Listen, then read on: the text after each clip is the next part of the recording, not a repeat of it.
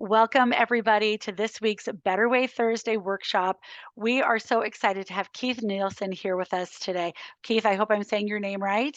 Yep, you are. Great. Wonderful. I know with Nielsen and Nelson, we can get a little confused there. So Keith reached out to us a few months ago and said, I'd love to support your mission and what you're doing. And he has had a long career in IT, which I'm not going to talk about because he's going to tell us all about it. But Keith, we're so grateful that you are willing to join us today and talk about your experiences and give us some advice for those of us who are looking at IT as a career pathway. So just to get started, I would love for you to just walk us through your career. Start at the Wow. beginning, and when you get to the end, stop, right? Go ahead. Okay. So actually, in the beginning, my career was never IT. I started my career out as a phlebotomist. Um, so I used to be a vampire in the early morning, go into people's rooms, draw their blood, all of that fun stuff. I eventually, in that career of phlebotomy, I rose to an area where I was a representative. I would go around to long-term nursing facilities, and I would put in, at the time, dot matrix printers and what was called a MUX. It was a direct link to a laboratory through a modem, and our main laboratory would print test results, excuse me, over to that nursing facility. So I would go in, draw the blood, take it back to the lab. They would process it and then put it on the printer for the doctors to see.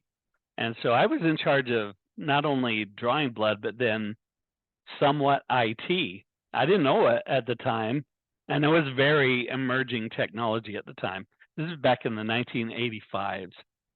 And so one day I went to work just as normal, expecting to go out and make my rounds, and the doors were locked, chained shut, and a little note on the door: "Thanks for coming and playing today. Your job is now ended here, and if you would like a new job, please move to Denver." And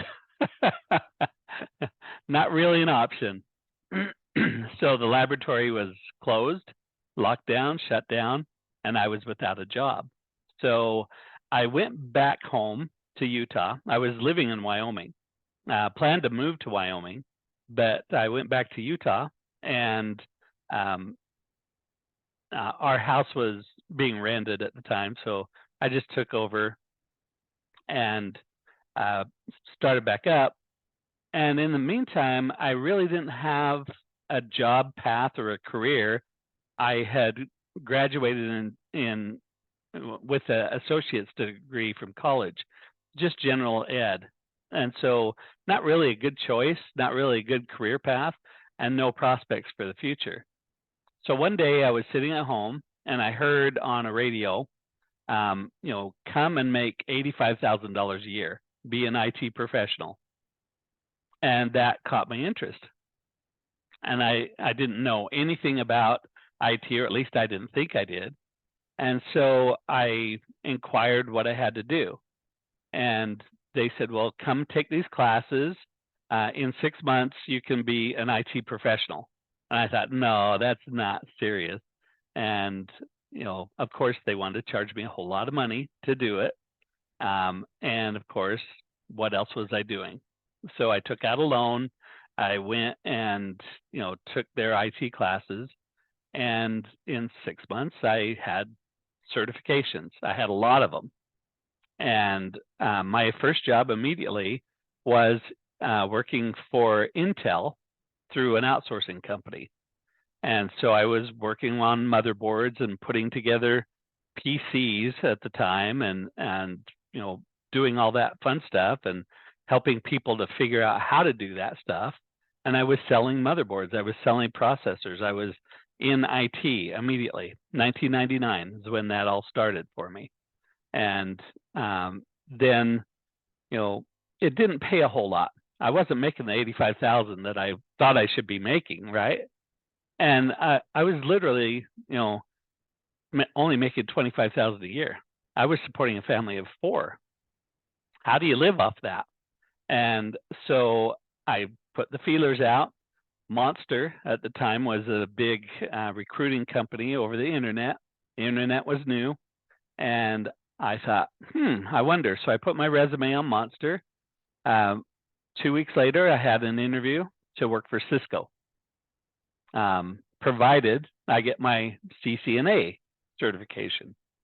So I went down for the interview, got the job. Within a month, I had my CCNA and another certification added, and I was, troubleshooting networks. I was IT administration. I was doing heavy duty IT. Still didn't pay the $85,000 a year, but I was in it and I was loving it. And so, I didn't think to take my resume off of Monster. And a year later, a company out in Pennsylvania saw my resume, decided they wanted to hire me, and I moved to Pennsylvania. And I had, a great job career. Yes, I was making the $85,000. Finally got there.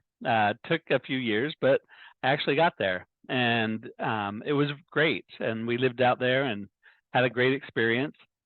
As the years rolled on, 5 years later, they had a layoff, and the layoffs happened yearly. So finally, in the 7th layoff, I got caught up in it, and so we moved back to Utah. That was home for us. And so came back here. I had lots of experience. Got a job immediately in IT, teaching IT. And that rolled into another job later where I was, hired as a sales representative, teaching IT and selling IT, products and training. That rolled into my current SE position, and I've been, as a senior sales engineer for the last 10 years with Netgear, and love it. That's what I currently do. So. Okay, that was fascinating, and just a couple of follow-up questions that I have just about your own pathway. Well, first, just a comment that that I think it's easy for us to get caught up in like these promises from training organizations. We have to be really careful at Tech Moms not to do that, because we see so much opportunity, but like we can't promise our Tech Moms you'll be making this much, right? And a lot of training providers do that. But I do think it was fascinating that your first role kind of at 25,000, you did go up to 85,000 within how many years? 5 years? Within 3 years. 3 years. Within 3 years. Yeah. I mean, that is a huge growth. It is. In salary in 3 years, more than tripling your salary over 3 years. So, I mean, one of the comments that I just want to make is that came with additional skills. It came with additional training and experience, like working hard and moving to new companies. But that you were willing to start even at a lower pay, and that it paid off really quickly, right? 3 years is not a long time when you're looking at a whole career. Yeah, you have to be willing to accept that you don't know everything in the beginning, and you have to be willing to adapt and adjust and grow. Improve your skill sets, improve your capabilities, and that will earn you more money. And in the IT world, certifications are just not enough. The more you can have, the more skill sets that you can have, the more valuable you become. And so starting out at 85,000, never going to happen. Yeah. But as you grow those skill sets, you can quickly get there, just depending upon your aptitude and your capabilities to learn. Okay. And remind me that I want to come back to that question of how do you gain those skill sets if you don't have a job, if the certifications and the training are not enough. So let's be sure to return to that. But before we move there, you and I in some previous email chains, you said, well, you can do this in IT, you can do this in IT, all these different things. Could you kind of draw a map for us that are really unfamiliar with this industry of what are some of the major sectors within the world of IT? Yeah. So I would say there are 4 main categories within IT. In the beginning, back in the 80s, there was only one main category, IT administration.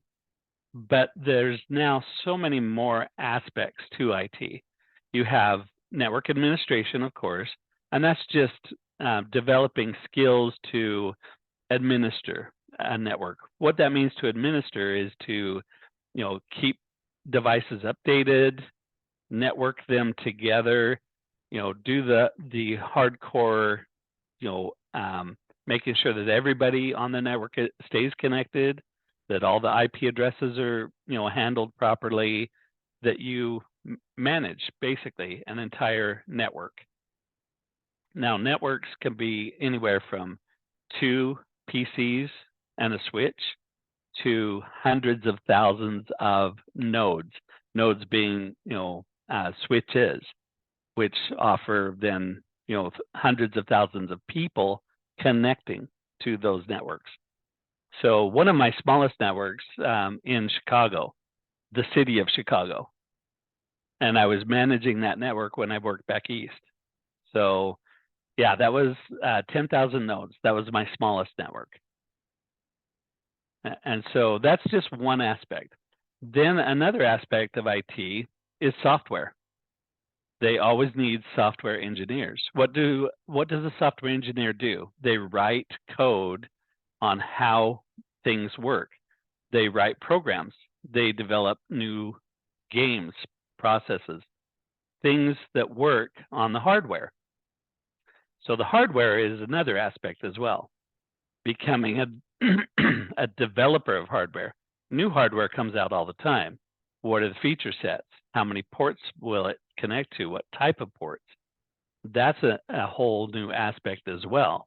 So you have hardware, you have software, you have administration of both the hardware and software together. So that's 3. Another new emerging that's coming out is Wi-Fi. Wi-Fi has been around for years, but it in itself is its own IT aspect, and it's so much different than everything else that we've already learned. And then there's Pro AV over IP.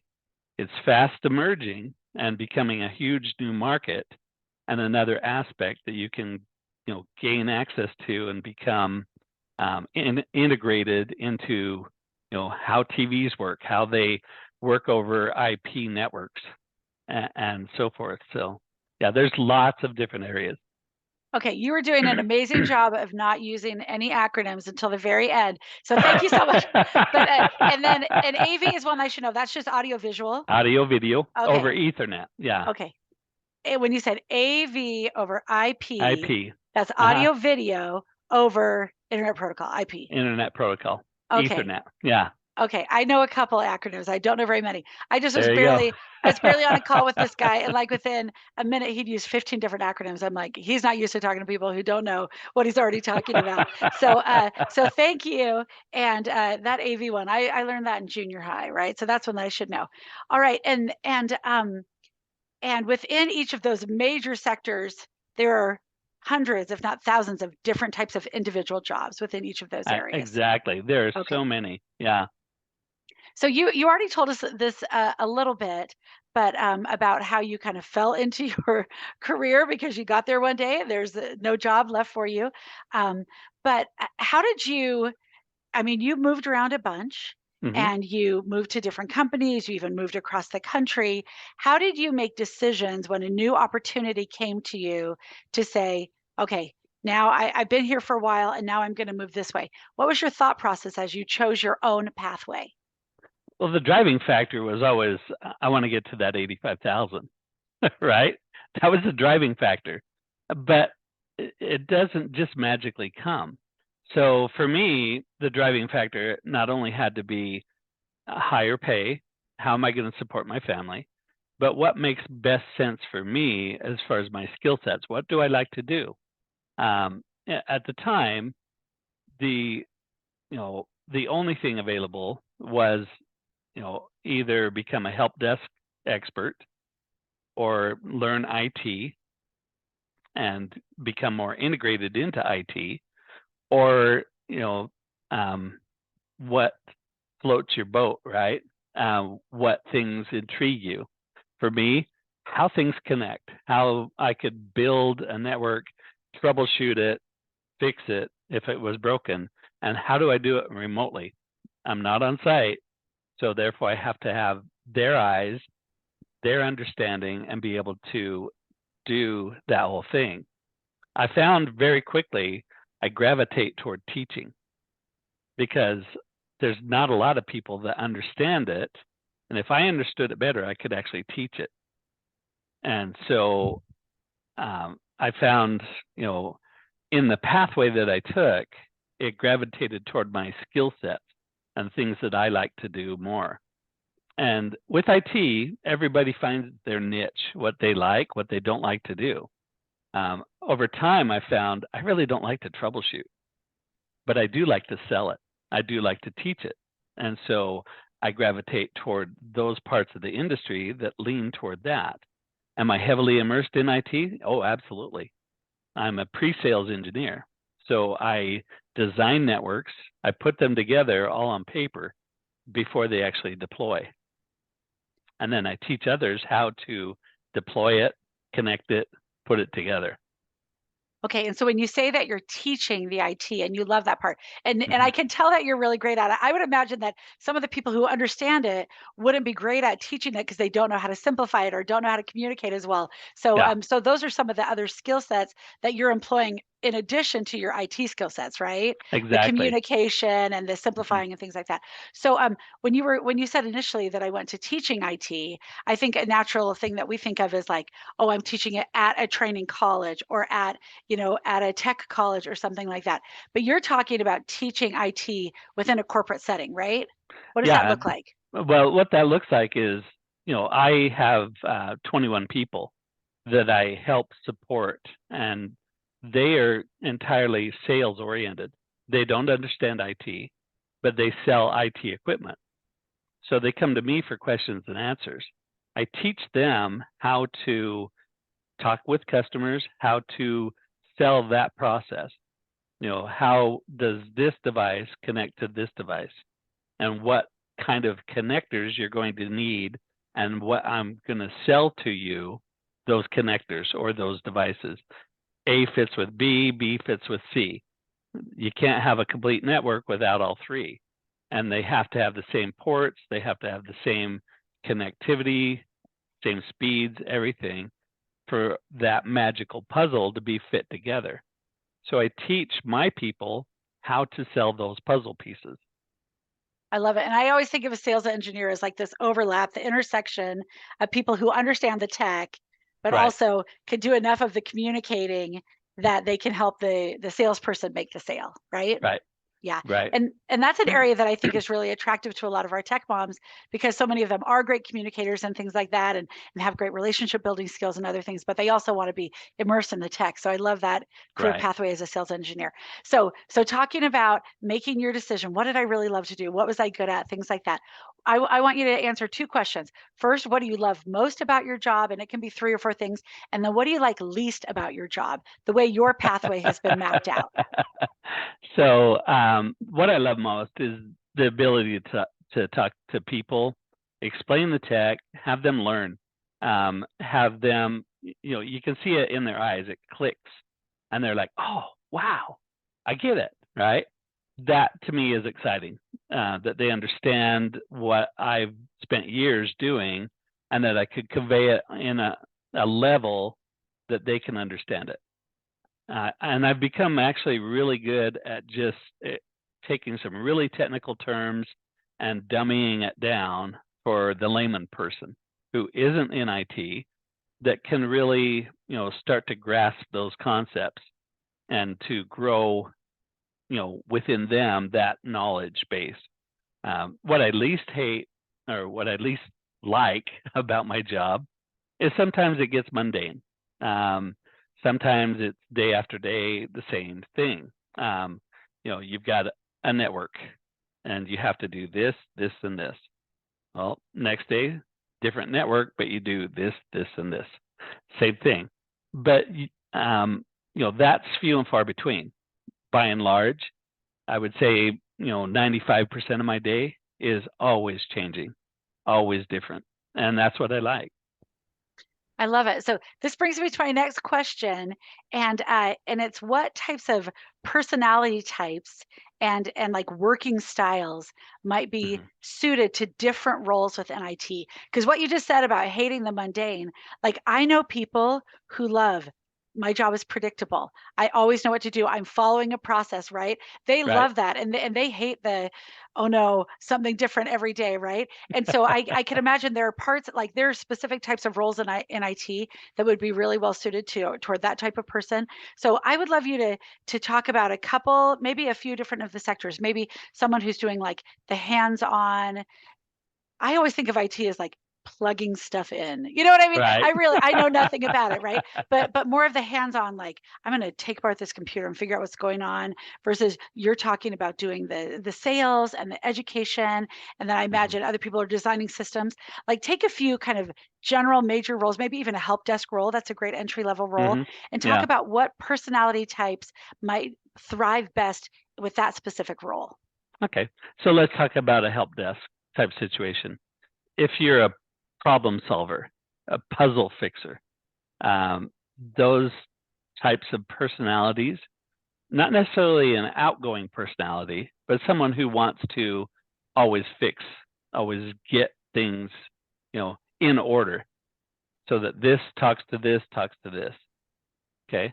Those are the person or personality types that would probably be best at, a help desk troubleshooting type thing, where your main goal is to fix it. You're not necessarily a people person, and sometimes talking to people is really kind of annoying because you like the non-annoying computer that will do exactly what you tell it to do. And so those type of people gravitate to that. For me, I'm not that person. Um, I can do it if I have to, but I don't like doing it. I can handle the mundane and the you know day after day, same thing, fit it in a shoebox and go from box to box type thing. But it's not my forte. I'm okay at it. There are people that are much better than I at it. And so I realized that, and thus I adapt to what fits me. Um, Other things, people that are um, more um, interspectual, they look more into their thoughts, their reasoning. They love mathematics. They're not necessarily an outgoing people person, but they would probably gravitate toward um, solutions, problem solving, software development. Um, those people, you love to sit behind a desk and just work and just type away all day long. You don't care if you've missed lunch, dinner, taken a shower in 4 days. You just want to program. Uh-huh. And those people are absolutely awesome people. They're great. They understand it. I certainly don't, but I've seen those people and how they work. It's amazing. They're like human computers, and they write some fantastic stuff. And they make our world so much easier because they're able to do that type of development. And programming is huge. Mhm. And you want top dollar, go into programming. Yeah. That is huge top dollar. Some of those people, they make $200 an hour. Wow, what would that be Yeah, like? That's yeah. even better So, than our 85,000, right?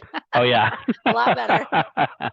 yeah. So get good at it, and back in the day, programming was really, really hard. There are lots and lots of new tools out, new capabilities where programming becomes actually much, much easier.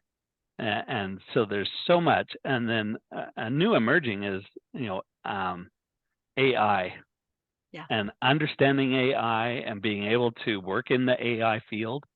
That is huge, and the possibilities are in the trillions of dollars, and it's brand new, just emerging. And if with anything within IT, if you don't jump in somewhere, you'll be left behind. Yeah. You know, dip your toe in it, see if you like it. Take me to that last career pathway that we kind of talked about, the person who's plugging stuff in. Uh-huh. Like I know there are, and maybe I'm wrong, but I'm guessing there are still lots of roles in IT that are very, very hands-on. You talked before about Hmm. fixing a network, but you're doing it remotely because you're not there. And I do Right. want a follow-up question on that. But tell me about the people who are literally like, I'm hooking up your printers, I'm getting your systems to talk to each other, I'm using my hands and things like that. Right. What types of people are well suited in those roles? So I talk to a lot of those guys every day. They have their own businesses. They go out and they do basically what's called MSP work, managed service provider. Our world is so much changed. Some computer systems, as a company, a small business, you can't afford them. They're so expensive. Having a server, having storage, having switches. Some easy small switches are 25, $30,000 depending upon the switch. And so who can afford that? So you hire companies to manage services for you.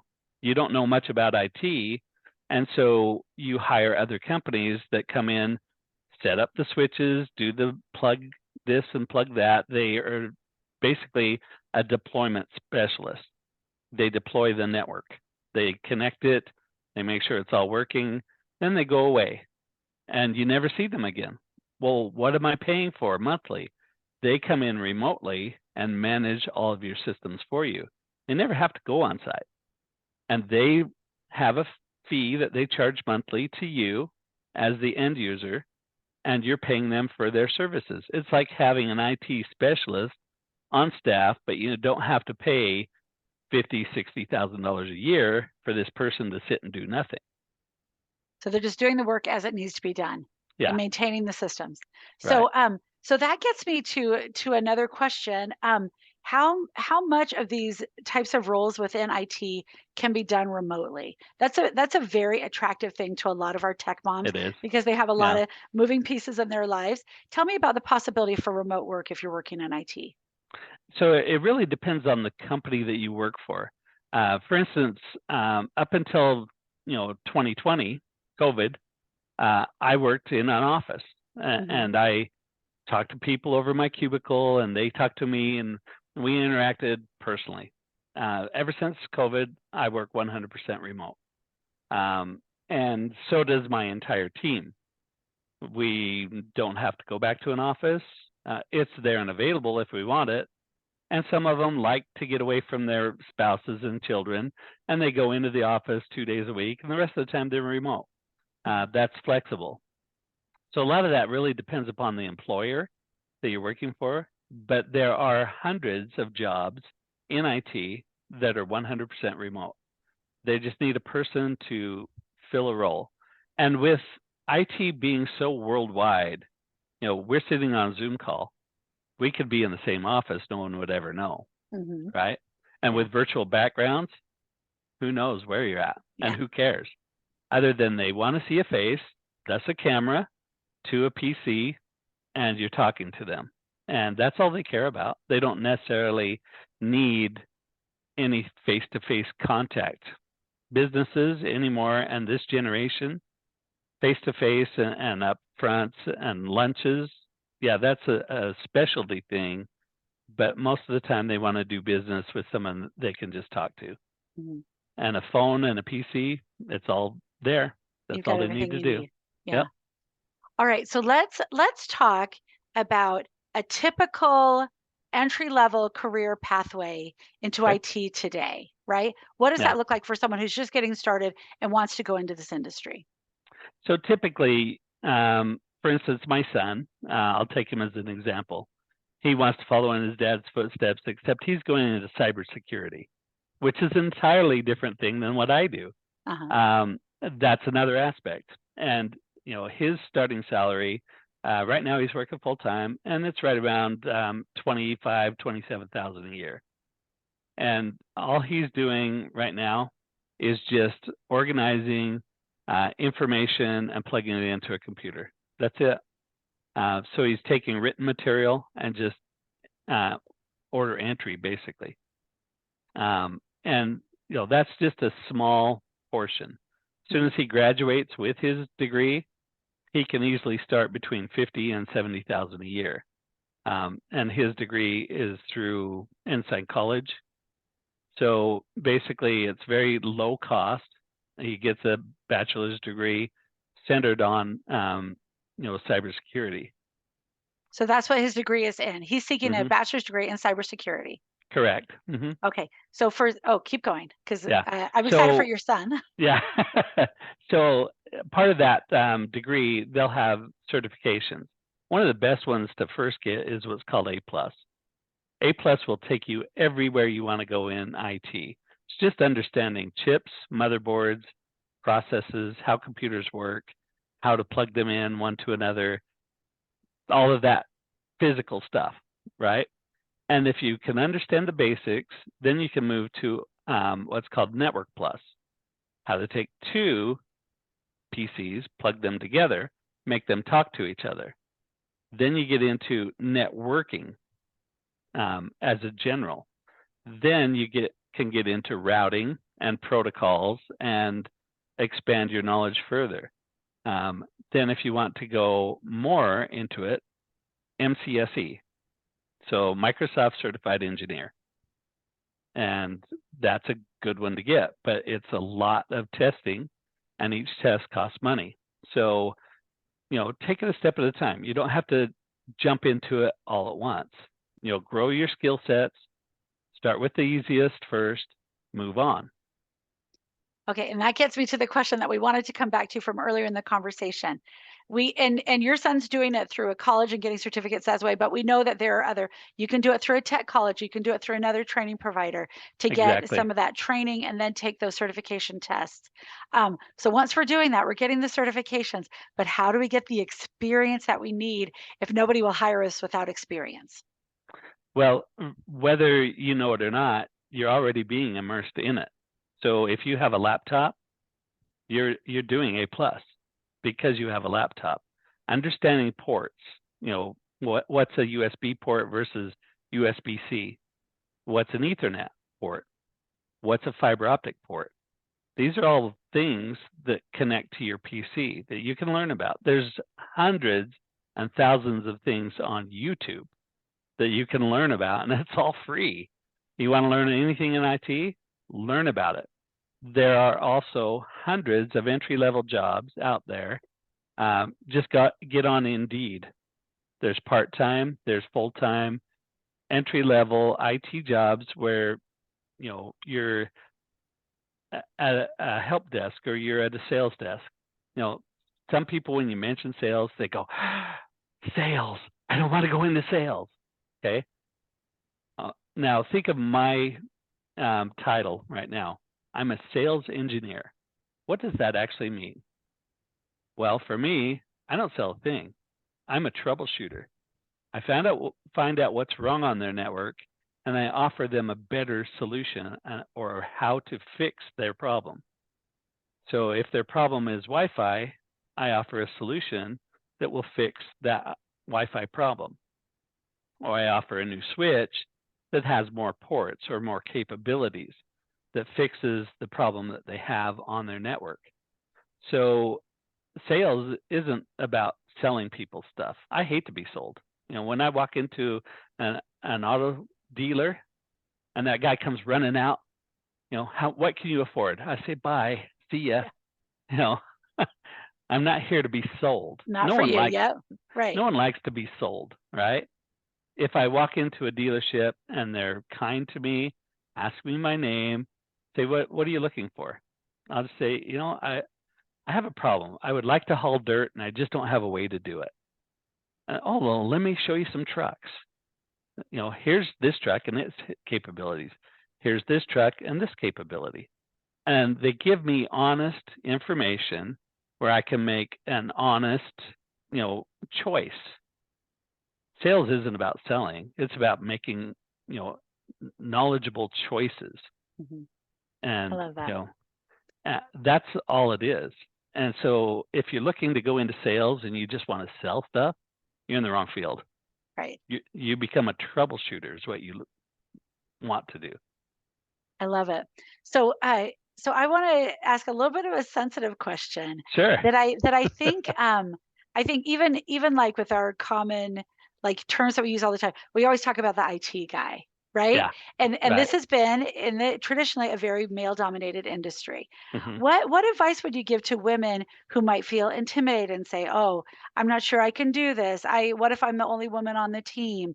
Like I'm guessing you've worked with lots of women. We were connecting with another one of your colleagues the other day. Like, what Right. advice would you have for a woman who feels kind of intimidated that this feels like such a highly technical, male-dominated field, and not sure that she's up for it? What advice would you have Yeah. for her?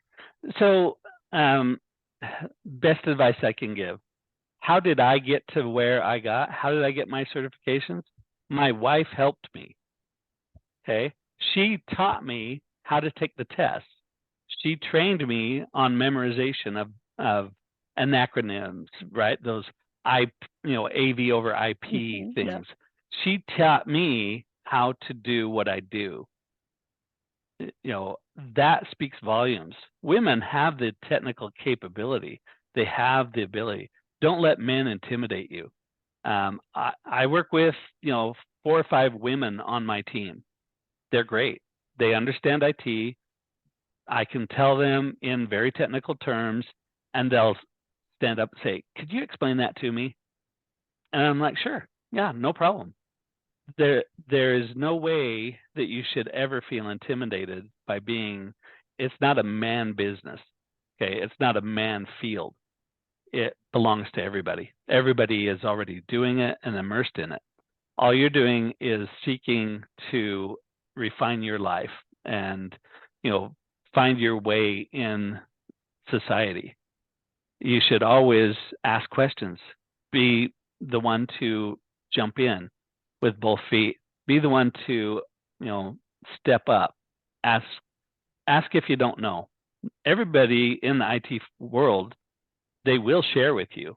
If they don't, shame on them, Yeah. because they're not the norm, right? In my team, everybody shares information freely. I don't have a problem, you know. And I teach my other SEs and my other people that, you know, this is an emerging technology. Nobody knows it all, and nobody can. So therefore, sharing new information, sharing what you know, is actually better for you in your career, because then people come to revere you and as the knowledge base or the person who can share with them how to grow. So, you know, yes, predominantly it is a male thing, but it's not anymore. I see a lot of women getting into it, and they really should. You know, I mean, there seems to be so many benefits that really suit a lot of the things that at least our tech moms are looking for, right? yeah. So, Hmm. so do you have any favorite? You mentioned several certifications, starting Hmm. with 8 plus, moving to Network Plus. We do have a lot of women interested in cybersecurity, so I'm guessing Yeah. Security Plus is another Security pathway. Plus. Yep. So all those trainings and certifications you talked about, the Microsoft Hmm. certified engineer. I remember that. I feel like that one's been around for a long time. I think my It has. husband did that Yeah. like in the early 90s as well, Yeah, right? Just when it's things been were getting around a started. long time. Yeah, But it's and still a useful certification.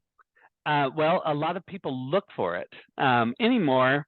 You know, when I started, I only had an associate's degree in college. I wasn't looking to go back to college because I'd been through that rat race, Hmm. and it was the more money I paid in. Finally, they gave me a certificate, right, that I graduated. Yeah. And so I was looking to get something that fit more my needs at the time, and a shortcut or a path. That's good, but now if you look at what people are looking for, they want a bachelor's degree.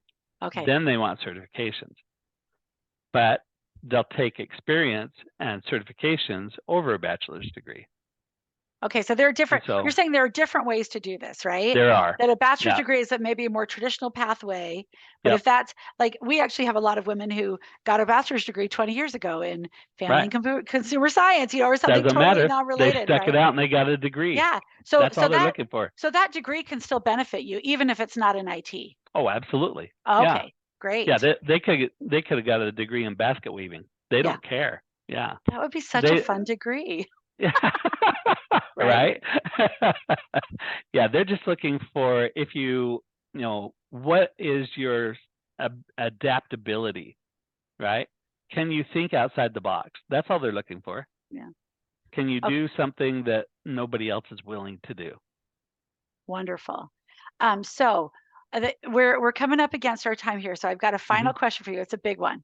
All right. What advice would give, and you can give 2 or 3 pieces of advice to a woman who is saying, I'm thinking that IT might be a good fit for me.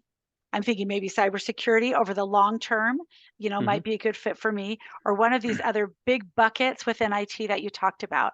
What Mhm. advice would you give them for someone who's just getting started? So, one, you gotta dip your toe in somewhere. Start, you know, get involved, do everything that you can to start learning. If you, let's say, as an example, you don't have a lot of money, which a lot of people in this society right now, because of the economy, there isn't a lot of money going around, not Mhm. extra. But there are lots of resources that are free. YouTube, anything you want to learn. The other day, I had a broken hot water heater. Went on YouTube, figured out how to fix it, went down, bought the parts, fixed it. I am not a water guy, right? I'm an IT guy, not water. Yeah. So there are lots and lots of resources out there. Tech Moms is a great resource. Where to get started, how to go. Other things that you can do, start with an A plus. That's the very simplistic thing. One thing that I really like, there's a series out there called, A plus for Dummies. It's a book series, the whole For Dummies series. You can Uh-huh. learn A plus. You can learn all of the questions that are going to be on the test. Go take the test, pass it, and get your certification. So you can learn IT through books still, and they Okay, so have them and they've got some of available. them that are really made. We're starting at the very beginning. Very beginning. Love it. Yep. Love it. And those whole For Dummies series puts it very, very low on the totem pole as far as how to talk, very technical, but they explain it very well into the layman's terms, Mhm. what it means, how it works. When you get into networking plus, that's, talking IP addressing, you know, deep dive subnetting, things like that are just mind boggling mathematics. They dummy it down so easy in the For Dummies series that anybody can understand it. It's not that hard. Oh, that's awesome. Yeah. And so, those are very inexpensive too. I think maybe $20 for a book. Yeah. Yeah. So that's an easy way to start. So at least get one certification. Try for a job. And it may just be a phone call, desk job, talking about IT. It might be in sales. Don't remember, you're not a sales expert. You are a, helper, troubleshooter, resolving problems. That's all you're doing. You're not trying to sell anybody anything. Nobody can, and nobody should, Yeah. in my opinion. So start in those areas. Work forward. If you like it, keep developing your skills. Move into things that you like more. Say you like Wi-Fi more. Start to get an understanding of how it works, how the radios talk to each other, what frequencies they use, how those integrate into IT, and how the two talk together and work together. You get this skill set, move on to this skill set, move on to this skill set. Once you gain more knowledge and more experience in those areas, your bosses or your managers will say, wow, that person really is on top of their game. Let's give them a promotion and put them over this. Yeah. And that's how it works. It really is. One of the things I'm hearing that I really like is first of all the diving in, right? And we talk about that at Mhm. Tech Moms all the time. Like you can overanalyze, you can sit and think about something for years and years and years and make plans, but until you really dive in and give it a try, you're never going anywhere, right? Oh, But this absolutely. But the Yeah. second thing is opening your mind to new ways of seeing yourself, right? Like when you just said that thing about fixing your water heater, I was like, Oh my gosh, I would never do that, right? Like I don't have this mindset of why don't I give it a try? And maybe if it's a very expensive appliance at your home, there are some risks there. But we all have access to like an old computer, different things like that we could try to watch a YouTube video, and we're not risking our nice brand new Mac Airbook or whatever. We Right. can try something else and watch those YouTube videos and try to work through things. So taking some risks and opening our mind to I could try things differently that I never thought I'd be good at before, but how will I Yeah. ever know until I try? Yeah. Right? Well, and exactly. Literally, you can walk down to Deseret Industries, grab a used PC off their shelf that isn't working, Yeah. take it home and tear it apart. Learn about all the components. That's what A+ is. You're just tearing apart a computer, finding the different components and putting it back together and making it work. That's all it is. I love it. I love Yeah. it. All right. Well, anything that we haven't touched on today that we wanted to be part of this conversation? Any final thoughts? This has been I've learned so much. It's been super informative for me. I'm just checking my notes to make sure I answered all the questions that I was thinking about. Um, yeah, I think I got them all. But oh, well, the last thing. Oh yeah, I remembered one more question that I had. Okay. How would you recommend? Like I don't know anybody. I don't know that many people who work in IT. Hmm. How would you recommend getting connected with other people that are doing these types of roles so we could have informational interviews, like start to network, learn a little bit more from people? Are there like professional organizations that you recommend good like meetups or things like that where women could go to start meeting other people who are already working in IT and might have some advice for them? Yeah. Tech moms. Yeah. Go Oh, good. go to Tech Moms because I went to the meetup that Tech Moms had. It was awesome. Yeah. Lots of people in the industry and lots of people that weren't, that just had questions, had to, wanted to get to know what they had to do to move forward. Yeah, that's one great resource right off the bat first. Other great resources, you have people within your neighborhood. You may not know it or not, but a lot of them are IT professionals in one way or another. Even if they're not, they can point you in the right direction. And, network with people in general. Get to know what they do. If you have a job, go to the IT professional at that job. Guaranteed there's going to be one, Yep. and start talking with them, start asking questions. Like I said, get immersed, start somewhere. That's the only starting point. A little tidbit of information. There are 85,000 new businesses that start each year. Why? And they're small businesses. Why? Because people want to go out on their own. But only 5% of them fail, or 5% of them are successful. Why is that? Because they don't network, they don't go out, they don't do the research. They have no idea what they're doing when they start that business. So if you want to be successful, network, get involved, and move forward. You got to treat it as your own business. How would you run your business? Do your research, do the homework, make it work for you. And that's where you will be successful. And then, so we run our careers the same way we'd run a business, right? We run Exactly. it planning and mapping that career the same way. Oh, Yep. that's great advice. I love it. Keith, thank you so much for taking the time to join with me today. You I've bet. learned a lot. I know this will be super valuable for our tech moms as they start charting their own pathways and finding the right ways for each of them. So I'm Awesome. really grateful for your time, and thanks for being a supporter and a mentor to us today as we're learning about You bet. this. It's great to talk to you. Have a great day. Perfect. Thanks so much. See ya. Bye-bye.